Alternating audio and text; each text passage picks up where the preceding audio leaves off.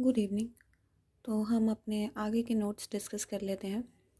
पहला क्वेश्चन कह रहा है कि Seema learns every lesson very quickly but Leena takes longer to learn them. तो ये यानी कि सीमा जो है वो अपने लेसन्स को बहुत जल्दी लर्न कर लेती है, वहीं लीना को थोड़ा सा टाइम लगता है। तो ये डेवलपमेंट का कौन सा प्रिंसिपल है? So this is the development principle of individual differences. Individual differences यानी कि हर व्यक्ति के अपने अपने डिफरेंसेस हैं ना, कोई जल्दी लर्न कर पा रहा है, कोई बाद में लर्न कर पा रहा है। So this is the principle of development. फिर हम नेक्स्ट हम बात करते हैं which of the following is a principle of development. इसमें से कौन सा जो है वो डेवलपमेंट का प्रिंसिपल है?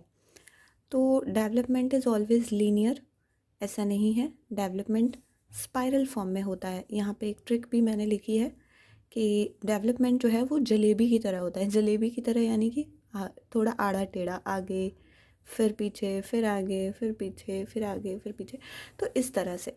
तो यानी कि जो फर्स्ट वाला पॉइंटर है कि it does not proceed at the same pace for all, सबके लिए एक जैसा नहीं होता है,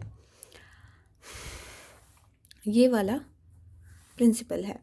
तो डेवलपमेंट लीनियर है? नहीं, स्पाइरल होता है। ये डिसकंटिन्यूस प्रोसेस है? नहीं, वोम टू टूम होता है। All processes of development are not interconnected? नहीं, सभी कनेक्टेड होते हैं। तो बच्चा कौन सा? पहला वाला, कि it does not proceed at the same pace for all, ये सबके लिए सेम पेस पर काम नहीं करता है। फिर है डेवलपमेंट स्टार्ट फ्रॉम। डेवलपमेंट कब से स्टार्ट होता है? प्री नेटल स्टेज से, यानी कि जब हम मदर के वूम में होते हैं, ये तभी से हमारा डेवलपमेंट स्टार्ट हो जाता है। नेक्स्ट है इसमें से कौन सा है जो कि एडोलेसेंस स्टेज जो हमारी होती है उससे कनेक्टेड है? तो पहला है care free nature towards study. यानी कि अच्छा सॉरी, क्वेश्चन ये पूछ रहा है कि मोस्ट अप्रोप्रिएट कौन सा होता है एडोलेसेंस स्टेज में, यानी कि जो 13 से 17 साल की जो हमारी एज होती है, ऑप्शंस में से कौन सा वाला जो है वो सबसे अप्रोप्रिएट माना जाएगा? तो पहला है care free nature towards study. हाँ, कभी कभी ऐसा होता है, स्टडी के प्रति थोड़ा सा केयर फ्री हो जाते हैं। फिर है thinking start reflecting in concrete actions. दूसरा है abrupt increase in the intelligence question, और पहला है increase in the incidence to emotional अपहेवल्स।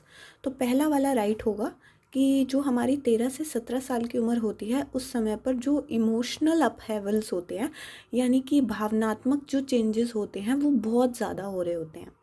ठीक है, तो पहला वाला ऑप्शन जो है वो हमारा करेक्ट होगा।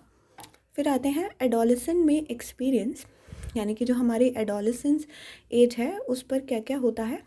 Feeling of satisfaction about life, life के प्रति सेटिस्फैक्शन होती है? ऐसा भी नहीं है। Feeling of fear about since committed in childhood, कि हमने जो कुछ गलत कर्म किए हों उसका पश्चाताप हमें एडोलेसेंस में होने लगे? ऐसा भी नहीं होता है, यानी कि जो 13 से 17 साल की बात हो रही है यहाँ पर। और फीलिंग ऑफ सेल्फ एक्चुअलाइजेशन, ऐसा भी नहीं होता है। तो कौन सी चीज़ होती है?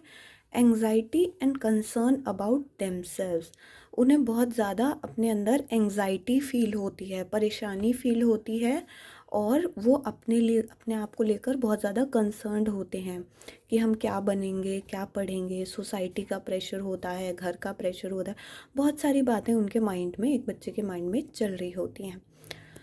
सो आगे के नोट्स हम कल डिस्कस करते हैं। Thank you.